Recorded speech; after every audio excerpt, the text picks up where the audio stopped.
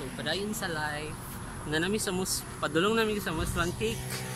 Tilan entrance sa Muswan Peak and moto nakuha na mong kauhan alian na natagbang na kina po yung mga tag 150 ng labay duha ka buok na iter ko og naaboy isa nga DVD kapit taga mo siya basta nga to marin to so wala na kasi na-quench na mong thirst na-quench na mong thirst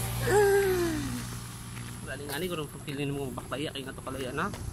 So time check, it's 3:22. Watch the guys. So mga kuan na mong mga 5 minutes naman na mong tambay dito. So actually buhagi kami diversion. So patuod mo ng lugar. Upat na to ka face, daghan na pud kay tag face run. Sunod dito sa Muswan Peak, diversion. Tayon katong kuan. Face.